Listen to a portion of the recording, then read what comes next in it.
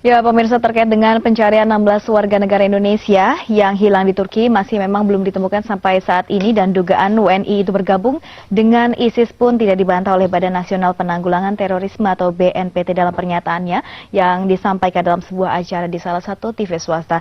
Dan gerakan radikal, pemirsa, memang sudah menjadi fenomena global di mana perubahan instabilitasi politik dan di Timur Tengah seperti Irak dan juga Suriah memunculkan gerakan radikal seperti Islamic State of Iraq and Syria atau Negara Islam Irak dan Suriah yang menghalalkan penggunaan cara-cara kekerasan dan menebar ketakutan. Nah, pemirsa, salah satu tokoh Islam Ibnu Sodik juga di Universitas Negeri Semarang mengemukakan bahwa radikalisme tidak pernah ada di dalam agama Islam.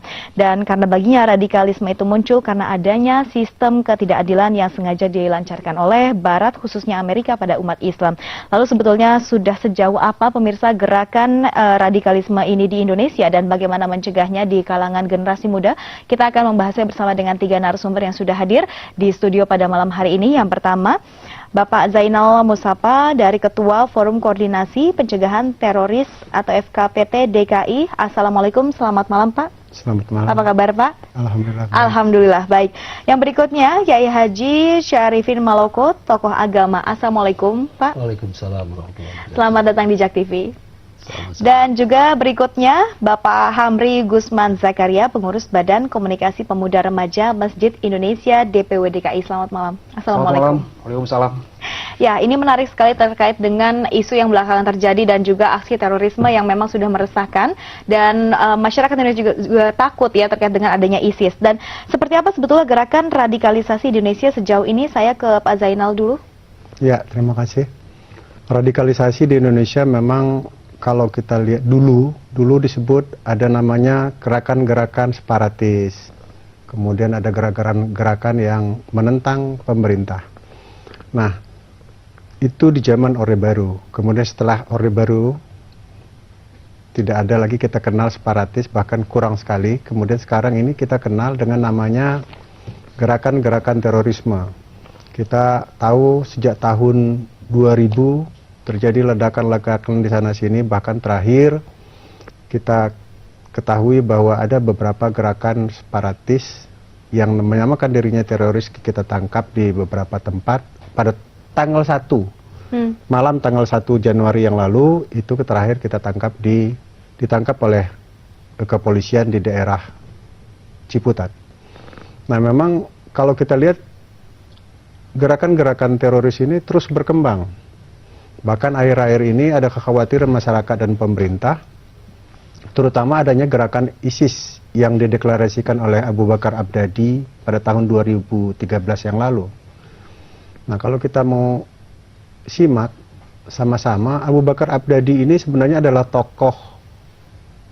seorang tokoh di Irak, penganut Sunni, tapi dia dari sekte yang memang berpengaruh di Irak. Dia juga mengenyam pendidikan yang cukup sampai S3. Kemudian pada saat invasi Irak, Abu Bakar Abdadi ini ditahan pada tahun 2003 selama 6 tahun oleh Amerika. Kita tidak tahu apakah ditahan itu karena dididik atau dia ditahan karena memang menentang invasi Irak. Tapi kelihatannya Pak, tapi lebih kepada, kalau saya melihat dari data-data yang kita miliki dan data kita pelajari itu bahwa ternyata dia lebih dididik. Kenapa? Jadi memang sudah dididik oleh Amerika begitu ya? Karena begitu dia keluar, dia mendirikan yang namanya ISIS ini dan mendeklarasikan ISIS. Kemudian kalau kita lihat juga persenjataan dan segala macam itu banyak terkait dengan kendaraan persenjataan canggih yang dimiliki oleh Amerika. Kemudian dia juga berteman dengan seorang yang namanya Petrus, itu juga warga negara Amerika. Nah, ISIS ini berkembang begitu pesat, begitu cepat, itu terkait langsung dengan apa yang namanya kerusakan infrastruktur dan struktur pemerintahan di Irak. Jadi porak-porandanya Irak dalam invasinya itu mengakibatkan masyarakat di sana itu saling bermusuhan. Kenapa? Karena di Irak itu ada 2 faksi Islam besar. Mungkin nanti Pak Syarifin bisa jelaskan, ada faksi Islam besar Sunni dan Syiah. Nah, setelah peninggalan Amerika, ini kaum Syiah ini lebih banyak berkuasa, menjadi penguasa di Irak, sehingga ditentang oleh Sunni. Dari cerita yang Anda sebutkan tadi, yang sudah dijelaskan tadi, apakah artinya ISIS ini yang mendalangi adalah Amerika begitu? Belum ada pernyataan resmi, tetapi dari apa yang dimiliki oleh ISIS, kemudian keterampilan mereka, persenjataan mereka, itu banyak orang jadi bisa disimpulkan hanya berdasarkan praduga. Yang pertama adalah persenjataan yang dimiliki oleh ISIS itu adalah seperti senjata dari hubungan dengan Amerika juga, dan memang kelihatannya ada si tadi siapa Abu Bakar Abdadi ini dididik oleh Amerika dan ditahan, kemungkinannya dididik, dan bisa disimpulkan bahwa memang yang membentuk ISIS ini adalah otaknya dari Amerika. Bisa, itu bisa jadi masih dugaan begitu ya. Di samping itu, Bu, ada beberapa anggota ISIS ini yang berjuang di Syria dan di Irak itu adalah teman-teman kita dari Prancis, dari Swedia, kemudian dari beberapa negara barat, dan jumlahnya tidak sedikit. Ada yang 500, ada yang 300, Prancis itu 300 kalau tidak. Namun Pak, yang menarik adalah ada juga salah satu dari warga Amerika yang sudah dipenggal, ini bagaimana? Ya, itu bisa saja. Kalau siapa yang menentangkan prinsipnya ISIS, siapa yang menentang harus dibunuh. Baik. Selanjutnya kepada Pak Kiai Haji Syarifin, bagaimana Anda melihatnya ini terkait dengan perkembangan Sunni dan Syiah? Bismillahirrahmanirrahim. Persoalan Sunni Syiah itu aliran yang ada dalam Islam yang sejarahnya juga panjang. Tapi yang menjadi fokus di Irak itu memang saya tidak tahu persisnya seperti itu, tapi atau hanya sekedar isu yang dimunculkan, pertentangan antara dua kelompok itu, minoritas dan mayoritas. Kita tahu bahwa Syiah di Irak itu lebih sedikit dibanding dengan Sunni gitu. Sementara minoritas yang menguasai itu berkuasa itu yang membuat kaum Sunni tidak bisa menerimanya. Di mana-mana lah fenomena politik dunia seperti itu. Tapi dari perspektif agama, yang kita ketahui tidak ada agama khususnya yang berlaku atau yang ada di Indonesia ini yang mentolerir kekerasan, termasuk dalam penyebaran agama, keyakinan mereka, terutama Islam. Dalam sepanjang bacaan kita Sirah An-Nabawiyah, sejarah Nabi tidak pernah melakukan kekerasan untuk atau tujuan apapun, termasuk dalam berdakwah. Amar ma'ruf nahi munkar itu dilakukan dengan cara-cara yang persuasif, membuat orang menjadi terkesan, tidak pernah dengan keras, apalagi dengan bom, dengan membantai, seperti video atau apa yang ditayangkan di televisi bahwa perbuatan itu jauh dari Islam.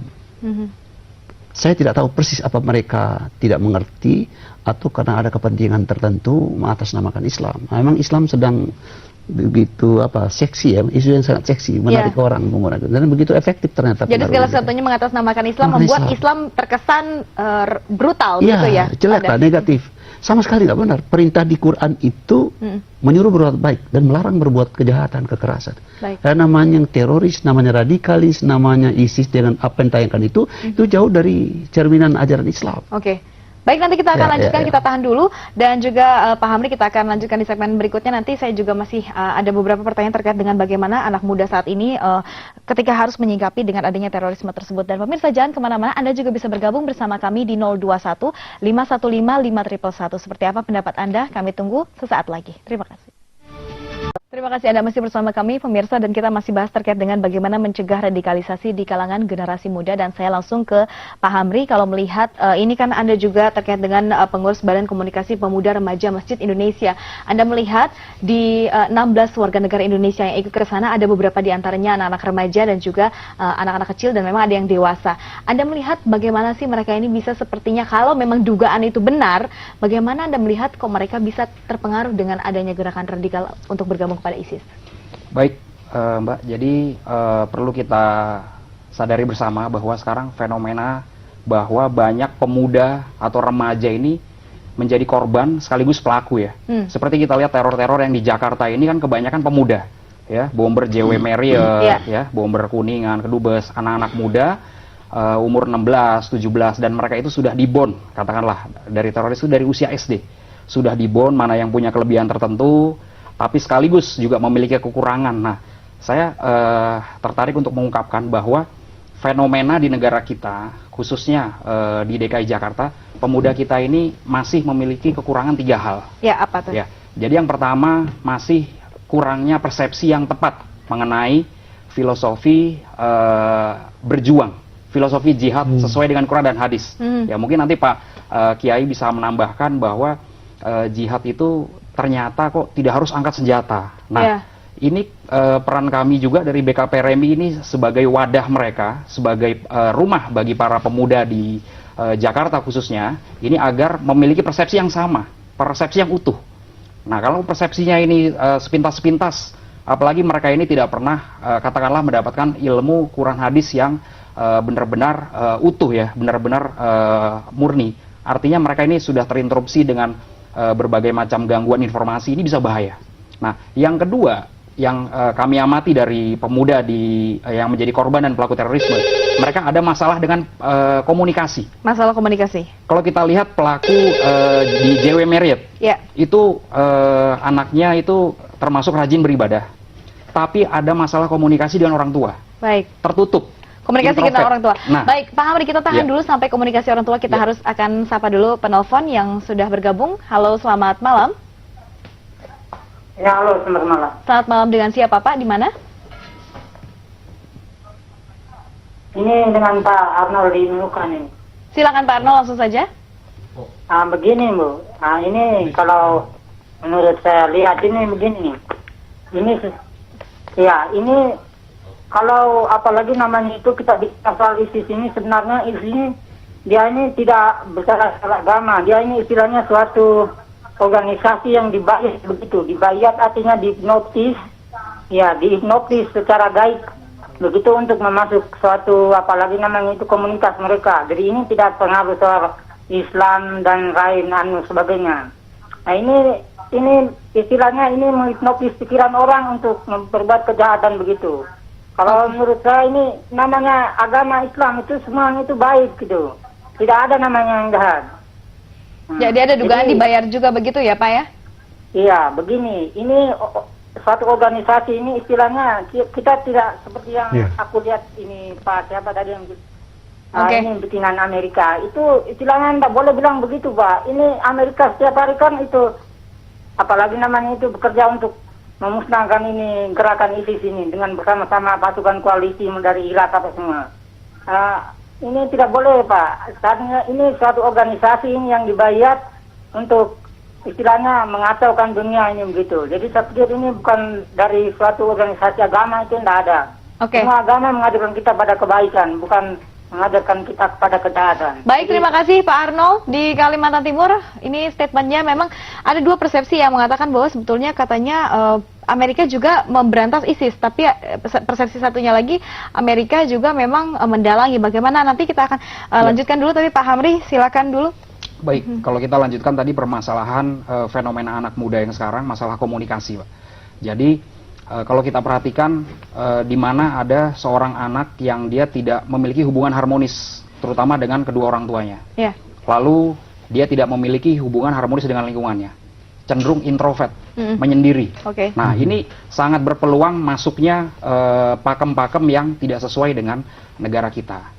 Sekarang coba kalau kita lihat anak muda, dia umur 17, 18 itu sedang galau-galaunya, ya, sedang mencari jati diri. Tiba-tiba masuk suatu pemahaman yang tidak sesuai dan di mana filternya sangat lemah karena dia canggung untuk kepada pemuka agama, tidak memiliki hubungan yang harmonis dengan orang tua, komunikasinya tidak berjalan maksimal, ditambah lagi ada permasalahan ekonomi sehingga berpikir, wah, saya mungkin bisa merubah nasib dengan ikut bergabung. Saya mungkin bisa memberikan yang terbaik. Nah, masalah yang ketiga ini adalah kurangnya aktualisasi. Jadi jiwa muda ini jiwa yang sangat luar biasa. Bung Karno pernah berkata, berikan aku 10 pemuda, ya, maka aku akan cabut Semeru dari akarnya. Aku akan guncang dunia. Artinya apa? Banyak hal yang bisa niat-niat apapun, baik niat baik dan niat buruk ini bisa dilakukan oleh pemuda. Oleh sebab itu di sini dibutuhkan dukungan berbagai pihak. Dan saya melihat pemerintah kita khususnya di Kemenpora ini juga saya harapkan melakukan suatu terobosan untuk mewadahi para ide-ide bagus para pemuda. Karena pemuda kita ini nggak kalah dengan pemuda-pemuda asing, Mbak. Oke, Ya, baik. Ini itu. terkait dengan pernyataan tadi yang ada dua persepsi. Bagaimana? Silakan terkait dengan penelpon Pak Arnold tadi. Ya, dulu kita kenal ada namanya organisasi yang juga cukup menakutkan, itu Al-Qaeda. Ya. Al-Qaeda ini terakhir menjadi suatu organisasi yang dibenci dan diburu oleh Amerika. Tapi awalnya mereka semua orang sepakat bahwa Amerika membentuk Al-Qaeda. Nah, sekarang ini memang dari data yang kita punyai bahwa Amerika memang mulai khawatir dengan gerakan ISIS, terutama Arab Saudi. Arab Saudi itu adalah penyumbang tenaga terbesar di ISIS. Dia punya 2.500-an lebih warga negara Arab. Jadi warga negara Arab juga Arab ikut Saudi tergabung, begitu ya Pak? Ya, Arab Saudi itu menyumbang sekitar 2.500 pemuda secara ilegal, bukan negara, bukan pemerintah bukan Arab pemerintah. Secara Kita tidak tahu apakah itu diketahui oleh pemerintah, tetapi 2.500 itu kan bukan jumlah yang sedikit, jumlah yang cukup banyak. Prancis menyumbang 500, kemudian ada beberapa negara lain itu sekitar 200, 300 hingga 1.000-an lebih. Itu suatu hal yang fantastis menurut saya. Ini mereka bergabung untuk membantu persenjataan ISIS juga dan seluruhnya. Membantu menjadi personil ISIS. Personil bahkan personil ISIS. Bahkan membantu persenjataan. Nah, kemudian saya sampaikan tadi bahwa mereka saat ini adalah organisasi teroris terkaya atau organisasi yang melawan pemerintah terkaya saat ini, melebihi Al-Qaeda. Dari data terakhir mereka punya dana sekitar 2 miliar dolar. Itu luar biasa, cukup fantastis. Kemudian dalam perkiraan jumlah pengamat itu 500 juta dolar itu diambil dari bank di Irak, bank sentral di Irak. Tapi sisanya yang 1.500 dari mana?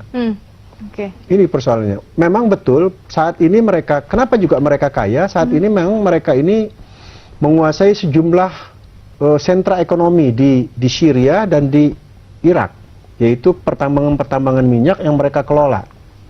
Tapi ingat, saya sepakat dengan penelpon tadi bahwa ini bukan Islam betul. Kenapa? Karena dia sudah membunuh 8.000 lebih. Mungkin 10.000 mungkin. Orang Islam yang dia sudah bunuh. Siapapun, mau ulama, mau pemuda, mau masyarakat, mau tentara. Itu mereka bunuh kalau menentang mereka. Kemudian ada satu hal lagi yang barangkali menyuburkan ISIS ini. Rusaknya negara Irak itu mengakibatkan tentara di Irak itu tidak percaya dengan pemerintah yang dibentuk oleh Amerika karena mereka korup dan segala macam. Di samping itu alirannya Syiah yang banyak memerintah di Irak pada saat ini.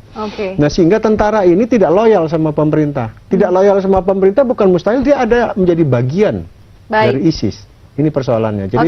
Jadi saya sepakat dengan penelpon bahwa bukan karena agama. Dan ini bukan Islam. Dan lalu apa tujuan ISIS sebetulnya dan bisa membangun aksi teror sebesar itu? Nanti kita akan lanjutkan di segmen berikutnya. Bapak-bapak, kita tahan dulu dan pemirsa, Anda juga masih bisa kita ingatkan kembali untuk bisa bergabung di 021 515 5111. Kami kembali sesaat lagi. Anda masih bersama kami di Ada Pemberita Akhir Pekan. Kita lanjutkan kembali langsung ke Pak Kiai Haji Syarifin. Anda melihatnya seperti apa? Apa sih tujuan akhirnya? Tadi pertama ISIS maksudnya adalah mendeklarasikan negara Islam. Namun kenyataannya Islam tidak kasar, tidak brutal. Yang Anda lihat bagaimana? Pertama karena itu munculnya di Jazirah Arab, di Timur Tengah. Isu yang seksi, dalam tanda kutip isu menarik itu agama. Dan agama yang menarik buat Timur Tengah itu Islam. Makanya diproklamirkan itu. Nah, celakanya akumulasi dari berbagai faktor tadi, diantara yang disebutkan dari Bung Hamri tadi, faktornya begitu kompleks. Lalu itu menjadi menarik, akumulasinya menjadi menarik, menjadi hidangan yang empuk untuk diterima dengan segera. Akumulasi persoalan tadi itu. Kalau bukan isu radikal di Indonesia kan itu masuk dalam SARA. SARA itu begitu efektif untuk mempengaruhi orang, menarik perhatian orang. Nah ini juga saya lihat itu. Jadi agama itu hanya sekedar alat untuk mencapai target atau sasaran tertentu mereka. Nah siapa di balik itu? Ini persoalan. Kalau tadi misalnya dikasih contoh bahwa Amerika itu sangat sanggup memberantas Al-Qaeda. Ya, pertanyaannya tidak mungkin sekelas Amerika tidak bisa memberantas ISIS. Jadi pertanyaan apakah ini bikinan Amerika? Lalu mereka seolah-olah sekarang berperang, tapi di belakang mungkin mereka support dana, super senjata. Bisa juga seperti itu begitu ya? Bisa juga seperti itu. Analisa itu serba mungkin terjadi.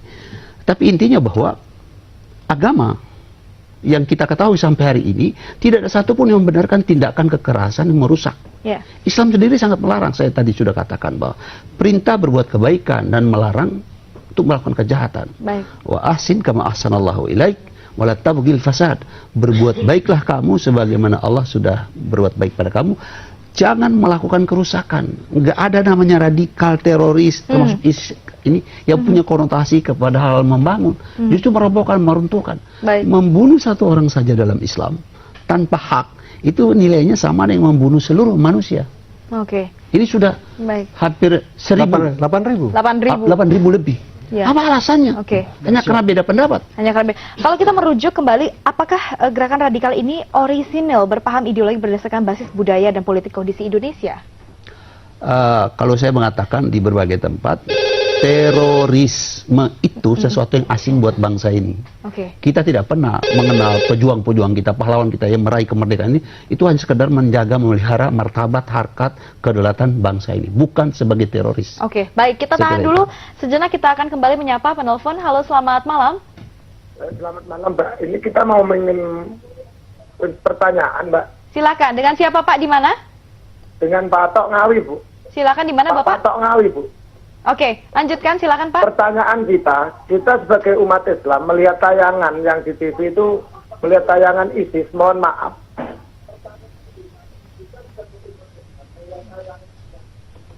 Kita melihat ISIS itu merasa malu kalau kita sebagai orang Islam. Padahal kita sebagai orang Islam itu adalah dibekali Nabi Muhammad dulu. Pedoman kita adalah cinta kasih. Namun kenapa orang Islam sendiri menodongkan pistol dilihat masyarakat dunia? Kita sebagai orang Islam apa tidak malu? Terima kasih. Baik, terima kasih Pak Tato di Ngawi. Dan ini mungkin bisa disambung, silakan. Pak Kiai. Itu yang saya bilang tadi Pak Tato. Memang isu agama itu isu yang seksi, saya bilang, menarik. Apalagi Islam bagi Indonesia begitu mayoritas. Jadi sekedarnya hanya untuk menguji, dalam tanda kutip saya, apa umat Islam juga punya kesadaran tinggi tentang Islam, membela atau tentang Islam. Baik, ini yang menarik Pak Amri bagi saya adalah bahwa sebetulnya kita semua sudah tahu dan sepakat bahwa ISIS itu adalah gerakan yang brutal, aksinya sudah membunuh. Namun bagaimana bisa ada 16 WNI yang masih juga ingin ikut bergabung? Apa karena memang betul terkait dengan adanya hipnotis dan juga dibayar? Baik, jadi menurut data yang kami ikuti memang belum ada bukti nyata bahwa 16 WNI itu bergabung dengan ISIS. Yang di Turki itu praduga. Nah, tapi terlepas dari itu ya, terlepas dari itu kok kenapa dalam tanda kutip dagangan ISIS ini tetap laku kan begitu ya, terutama dengan pemuda-pemuda itu tadi. Jadi kalau seperti kita lihat, ISIS ini kan sebenarnya simpel. Mereka promo lewat media sosial, YouTube, ya kan? Wahai saudara-saudaraku, nah itu mereka sudah mulai membangkitkan jiwa Islami, jiwa pejuang, jiwa jihad itu dibangkitkan. Nah sementara tadi seperti Pak Kiai Sarifin bilang bahwa isu sara itu sangat menarik. Orang itu sangat bisa tergerak kalau disentuh jiwa spiritualnya, religiusnya. Dan celakanya itu dilihat secara maksimal sebagai peluang untuk rekrutmen dengan murah, dengan YouTube, bayangkan. Ya, hanya di medan tempur di ISIS dia hanya berbekal ponsel, smartphone, lalu diupload. Seketika itu miliaran penduduk di dunia bisa melihat. Nah, kalau menurut saya itu juga harus kita tangkal. Pendekatan secara digital untuk meramut, untuk merawat para pemuda-pemuda kita. Khususnya seperti Pak Kiai Sarifin Maloko ini dalam berdakwah ini, saya dari unsur pemuda ini berharap beliau ini juga punya channel YouTube pribadi. Dan juga Pak Jainal Musafa ini di FKPT itu juga membuat suatu kreasi yang ini juga bisa dinikmati sehingga kita bisa mengcounter. Jadi jangan kalah sama mereka yang sudah lebih modernisasi begitu ya cara terorisnya. Sekarang kita lihat, Mbak. Jadi pengguna handphone di Indonesia itu sudah lebih tembus di angka 100 juta. Jadi bahkan mohon maaf ya, dari kalangan manapun kadang-kadang punya 2 nomor, 3 nomor. Ya. Jadi artinya ini langkah yang harus diikuti oleh aparat terkait, oleh tokoh-tokoh terkait ini supaya memodernisasi dakwah mereka, memodernisasi ajakan mereka untuk berlindung dari ISIS. Kalau enggak kita akan kalah. Ya, kita apalagi seperti tadi ada masalah orang tua yang dia konflik pergi pagi, kadang-kadang pulang pagi lagi. Dia nggak tahu anaknya hari ini bergaul dengan siapa, anaknya ada masalah apa. Nah celakanya anaknya ternyata kelihatannya diam di kamar, kelihatannya anaknya ini nurut. Oh anak saya ada kok di rumah. Nah orang tua ini belum tahu bahwa anaknya pegang smartphone. Internet itu sangat murah dan di situ anaknya bisa terpengaruh paham-paham radikalisme. Baik, terlepas dari 3 faktor yang Anda sebutkan tadi, adakah faktor utama yang termasuk di dalamnya adalah faktor ekonomi dan kemiskinan sehingga mereka diiming-imingi duit gitu? Iya, diantaranya itu bisa menjadi satu faktor juga. Kita seperti tahu bahwa sebenarnya Indonesia ini memiliki bonus demografi. Artinya pada tahun 2020 ini jumlah pemuda kita ini bisa mencapai angkatan kerja muda ini lebih dari 60 juta. Sangat berbeda dengan Jepang. Generasi Jepang ini sangat menua karena orang-orang Jepang ini sangat sedikit memiliki anak, sehingga banyak kalau seperti kita lihat produk-produk asli Jepang seperti mohon maaf ada produk yang sangat legendaris itu sudah kalah dengan produk Korea. Nah ini artinya bonus demografi ini kalau tidak kita manfaatkan, baik pemerintah, pemuka agama, lalu juga orang-orang ini untuk memanfaatkan ini kita akan ketinggalan. Dan bahkan bisa direkrut dengan yang lain. Demografi kita ini maksudnya masyarakat muda-muda ini bisa dibawa justru. Betul. Makanya sangat tepat kalau sekarang ini presiden kita ini menyatakan bahwa Indonesia ini darurat narkoba. Sudah 5,2 juta pemakai narkoba yang 80% itu adalah anak muda. Ya, jadi terorisme ini juga extraordinary crime yang sangat berbahaya. Sasarannya juga kita juga, saudara kita juga. Nah, ini harus ada langkah khusus modernisasi dalam pendidikan dan juga dakwah. Baik, kalau kita melihat Pak Zainal ini radikal, gerakan radikal ini sebetulnya awal mulanya dari mana? Apakah memang sudah berada di Indonesia sendiri? Tadi ada sebutkan dari zaman pemerintahan Orde Baru. Apakah memang belakangan ini muncul lagi dari Timur Tengah? Tapi nanti kita akan jeda dulu, kita harus sapa dulu penelpon. Halo, selamat malam. Selamat malam. Ya, selamat malam. Dengan siapa Pak? Di mana? Dengan Pak Syafi'i di Bekasi Utara. Silakan, langsung saja Pak. Ya, selamat malam Mbak. Assalamualaikum. Waalaikumsalam. Syafi'i Bekasi Utara. Siap. Iya, ini menurut saya ini suatu hal yang ya. Assalamualaikum. Waalaikumsalam. Fenomenal juga ya. Ya Pak, bisa dikecilkan volume suara televisinya dan Anda mendengarkan dari handphone saja atau dari telepon Anda? Jadi umat Islam ini seolah-olah diobok-obok gitu ya.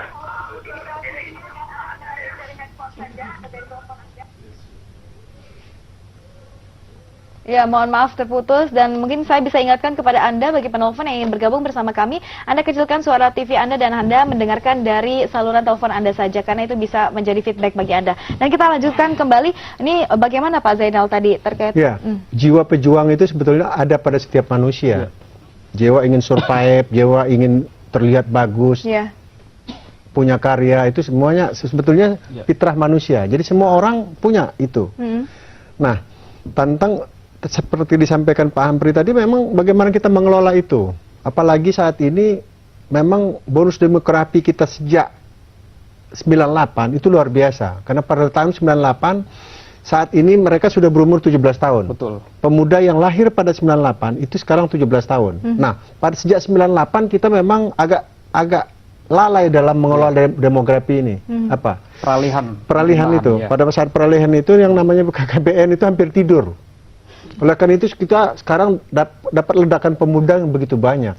Oleh karena itu memang harus dikelola dengan cepat, dengan baik oleh semua sektor. Apalagi resources ekonomi kita juga saat ini juga kurang bagus. Barangkali kita sepakat bahwa akhir-akhir ini kita diresahkan oleh dari Sabang sampai Merauke yang namanya apa? Begal ya? Begal motor, begal apa segala macam. Orang bilang terjadi di Trans Sumatera itu karena Trans Sumatera sekarang sepi. Apa iya Trans Sumatera sepi? Karena orang lihat udara, berarti ekonominya bagus. Faktor ekonomi tidak menjadi masalah kalau begitu. Tapi kenyataannya di mana-mana. Saya melihat ini memang harus ada sesuatu yang harus kita kaji lebih dalam.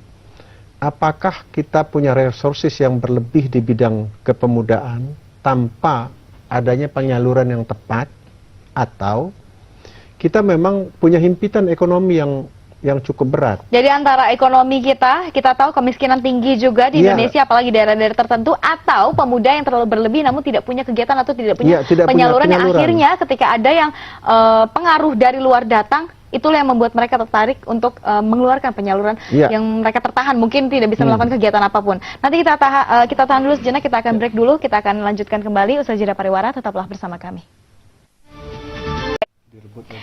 Ya, terima kasih Anda masih bersama kami, pemirsa, dan kita lanjutkan terkait dengan pembahasan kita yang tadi sudah kita bicarakan. Ini melihat siapa yang mudah untuk dipengaruhi oleh paham radikal di Indonesia. Kita lihat berarti seperti tarik kesimpulan anak-anak muda, begitu ya Pak Hamri dan juga Pak Kiai. Dan mayoritas banyak anak muda begitu. Nah, kalau kita melihat kembali, ini terkait dengan bagaimana cara menangkal atau memberikan pemahaman bagi anak muda ini agar mereka tidak terpengaruh, yang sebetulnya kita sudah tahu bahwa Islam itu tidak kasar, Islam tidak brutal. Namun banyak dari anak muda ini masih terpengaruh. Oke. Jadi begini, penyebabnya tidak satu. Faktor yang mendorong orang berbuat radikal, melakukan tindakan teroris, menyontek atau mengikuti pola-pola ISIS, itu faktornya banyak, tidak cukup satu. Karena itu kita harus juga serius secara proporsional, yang harus melibatkan seluruh potensi kekuatan bangsa ini untuk mengatasi sesuai dengan kewenangan masing-masing. Misalnya soal pemahaman, itu salah satu faktor. Antara jihad dengan teror, kan sudah dikacaukan sekarang ini. Sering kita mendengar informasi bahwa teroris itu identik dengan Islam. Ya, teroris identik dengan Islam dan ingin membawa kebenaran dalam Islam, begitu ya? Berjihad, teroris itu berjihad. Ini kan dalam pemahaman Islam nggak ada. Contoh yang paling akurat dan yang paling bisa diterima dunia Islam itu Rasulullah SAW. Dan tidak pernah ada sejarah itu dalam kehidupan Rasulullah. Dia berdakwah seumur hidup. Perubah dunia nomor satu. Iya. Dia bahkan manusia yang diperuntukkan sebagai tauladan dalam soal-soal kebaikan. Dia tidak pernah beri contoh yang tidak baik seperti itu. Jadi ini ada salah pemahaman. Tapi lagi-lagi saya mau katakan salah pemahaman itu bukan satu-satunya faktor. Dia bertemu dengan kemiskinan, ketidakadilan, balas dendam, komunikasi yang terputus dengan orang tua, lingkungan keluarga. Begitu banyak faktor ya? Banyak faktor.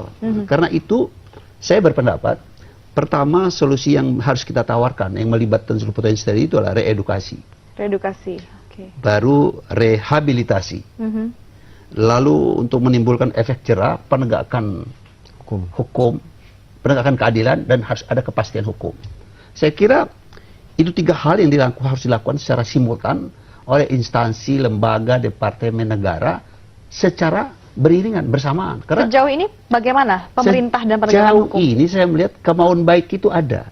Hanya kemauan baik itu ada. Tapi dukungan dari seluruh elemen tadi yang harusnya bangsa ikut ambil bagian sama-sama itu yang belum terkoordinir dengan baik. Oke. Jadi reedukasi itu misalnya pemerintah, karena dunia pendidikan formal dari TK sampai perguruan tinggi itu ada di tangan pemerintah.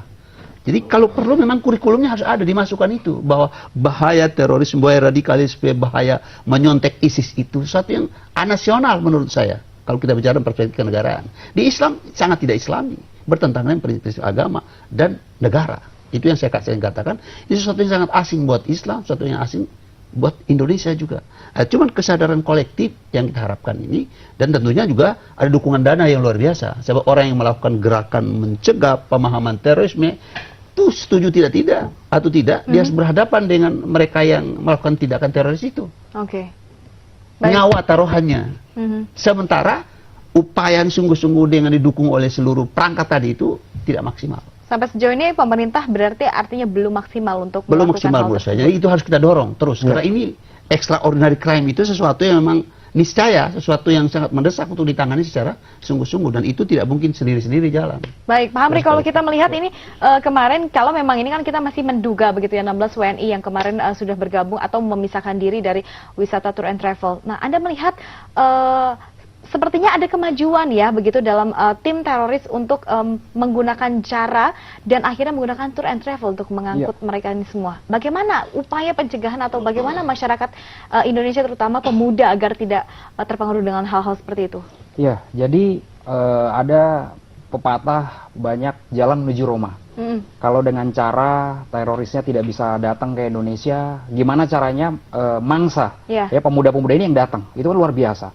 Mereka hanya didoktrin melalui sosial media, melalui propaganda, itu mereka meluangkan uang puluhan juta.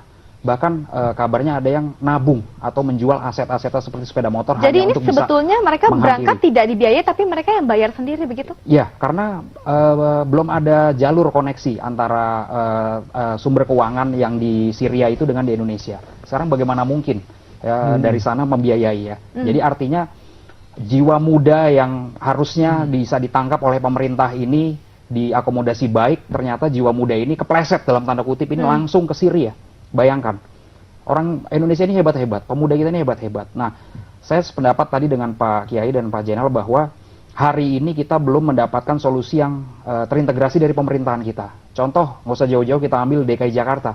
Sampai hari ini pembangunan masih belum berjalan maksimal. Kisruh antara eksekutif dan legislatif. APBD-nya masih ya kan? Jadi antara sesama lembaga saja sudah sibuk masing-masing begitu. Jadi, bagaimana memikirkan anak-anak jadi muda? Saya rasa untuk problem terorisme di kalangan pemuda itu adalah prioritas yang kesekian, mungkin ke-10.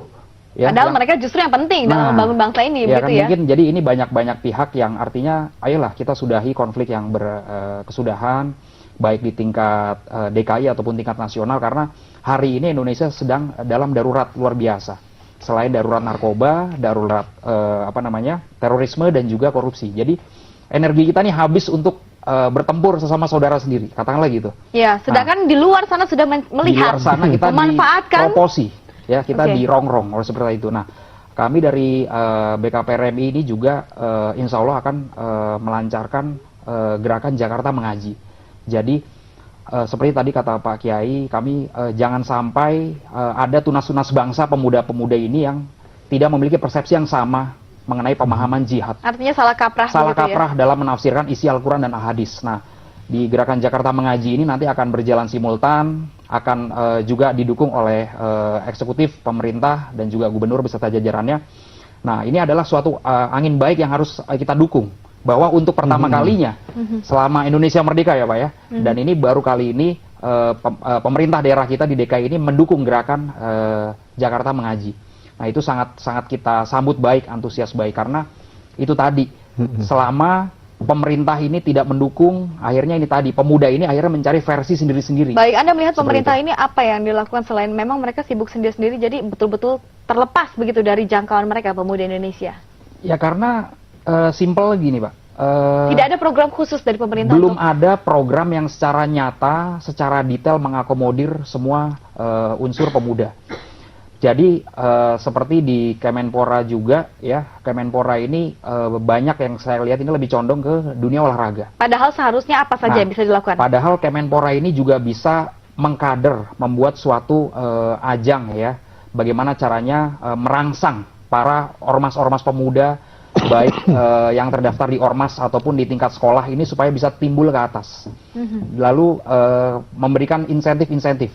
Nah, yang saya dengar ini justru ya tetangga kita ini Kota Bandung yang kepala daerahnya ini membangun suatu sektor ya di Gede Bage kalau nggak salah sekian ratus hektar itu untuk khusus pemuda-pemuda berkumpul secara kreatif, dibiayai dalam hal membuat kreatif entrepreneur ya, jadi kreatifpreneur, dia bisnisnya didukung, 6 bulan dibebas sewakan ya, jadi setelah 6 bulan itu baru nanti dia bayar. Nah itu kan luar biasa.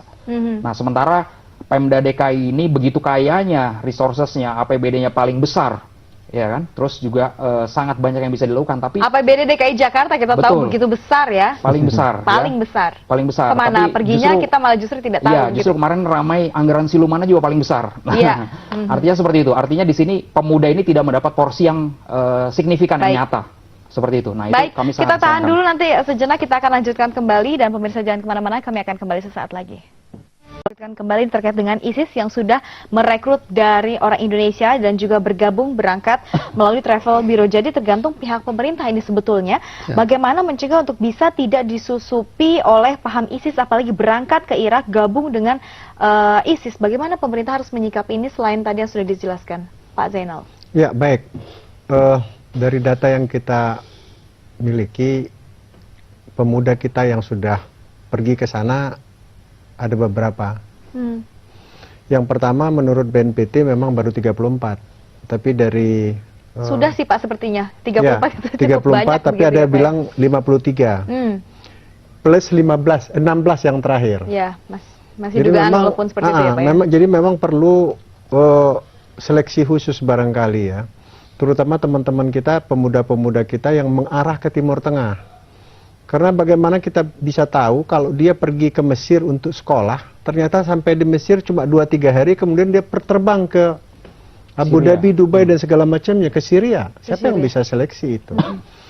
Jadi memang, kalau menurut saya, bukan hanya pemerintah yang harus bekerja, tetapi yang paling pokok itu adalah keluarga. Keluarga itu harus memahami satu persatu, orang per orang dari anggota keluarganya. Jadi kuncinya tidak lepas dari kasih sayang antara sesama keluarga. Dia paham siapa anaknya, siapa ponakannya, siapa pamannya, dia harus paham. Karena dengan menyayangi keluarga, barangkali itulah kunci satu-satu yang paling efektif dalam rangka kita tahu dia mau kemana, kita tahu dia maksudnya apa dalam segala aktivitasnya. Jadi kalau kita mengandalkan hanya seleksi dari pemerintah, kemudian dengan apa segala macam, seperti dijelaskan Bang Hampri tadi, mereka ada yang nabung. Percuma juga ya, jika ada yang jual motor. Percuma saja. Jadi harus intinya dari keluarga, semuanya dari keluarga. Ketika mereka merasa kebutuhannya cukup, mereka juga tidak merasa kesepian, menjadi merasa terasing di dalam rumahnya ya. Mereka akan aman-aman saja. Baik, dari tokoh agama, para ulama, dan juga mungkin dari beberapa lembaga Islam di Indonesia, apa yang akan dilakukan ke depannya untuk menjaga pemuda bahkan teman-teman yang lain untuk bergabung dengan ISIS? Bahasa reedukasi tadi itu diantaranya peran ulama, peran tokoh-tokoh agama untuk membangun kesadaran kolektif semua agama yang ada tentang mudarat ataupun kerusakan yang muncul akibat tindakan seperti itu. Khusus ISIS, kita terlalu mudah, karena tadi bukan akumulasi persoalan begitu kompleks. ISIS itu kan pola kebangsaan kenegaraan menurut sebagian masyarakat Islam yang ada di Irak dan Syria. Namanya saja ISIS, Islamic State of Iraq and Syria. Bukan Indonesia kan? Kita punya budaya tersendiri, kita punya warna tersendiri Islam Indonesia ini yang sering diungkapkan sebagai bisa menjadi prototipe gitu Islam dunia. Orang akan belajar Islam ke Indonesia. Kita berharap seperti itu. Tapi kalau kita terjebak dengan mudah seperti ini, ya janganlah, menurut saya, bukan saja hanya merusak atau citra Islam, tetapi juga membuat negara ini tidak lagi kita harapkan menjadi percontohan pengeterapan Islam di dunia, atau orang dunia belajar Islam di Indonesia. Ini bisa menjadi tidak positif buat bangsa ini. Jadi kita berharap melalui forum ini, menurut saya, kita berhati-hatilah. Berhati-hatilah gitu. Itu budaya mereka, budaya Syria, budaya Irak. Dan jangan kita ikuti budaya mereka. Kita punya budaya sendiri. Kita punya budaya tersendiri. Baik. Terima kasih. Dan terakhir kepada Pak Hamri, bagaimana menangkal ISIS untuk tidak merekrut orang-orang Indonesia generasi muda ke depannya? Baik, jadi singkat saja. Saya juga menghimbau kepada para pemuda yang mungkin menyaksikan acara ini. Jadi ada dua hal yang harus dimiliki bagi setiap pemuda. Jadi yang pertama itu adalah harapan. 70% tokoh sukses dunia di Indonesia, di dunia itu adalah berasal dari latar belakang yang serba kekurangan. Kita bisa tahu Pak Bob Sadino, Pak Hairul Tanjung itu latar belakang yang sangat sederhana. Artinya apa? Janganlah putus harapan. Apapun bagaimana keadaan kita, sekurang apapun kondisi kita ini, jangan putus harapan. Karena kalau kita sudah putus harapan, kita akan merelakan diri kita ini terombang-ambing. Apapun akan kita serahkan diri ini kepada hal-hal negatif. Lalu yang kedua, iman. Jadi pemuda setelah memiliki harapan harus dibungkus dengan iman. Jadi Ayo kita sekarang sama-sama imani bagaimana kita belajar mengaji yang sesuai dengan Quran dan hadis. Terus bagi yang non-muslim juga sama-sama saling bergandengan tangan. Kita jangan mengkotak-kotakan, jangan membuat musuh di dalam bangsa kita sendiri. Nah, harapan dibungkus dengan keimanan, saya rasa jangankan ISIS, ya, teror dari manapun yang lebih hebat, yang lebih dahsyat itu tidak akan bisa menembus pemuda kita, pemuda Indonesia khususnya di Jakarta. Oke, baik, terima kasih Bapak-bapak sudah bergabung di sini untuk memberikan informasi juga, sharing juga, dan juga pesan kepada masyarakat muda Indonesia. Semoga kita harapkan tidak ada lagi teman-teman yang bergabung ke sana dan kita bisa mengetahui dan memiliki pemahaman yang baik kepada teman-teman. Terima kasih Pak Zainal dan juga Pak Kiai dan juga Pak Hamri. Dan pemirsa, informasi tadi memang akan masih kita lanjutkan lagi terkait dengan informasi lainnya. Jangan kemana-mana, kami kembali sesaat lagi.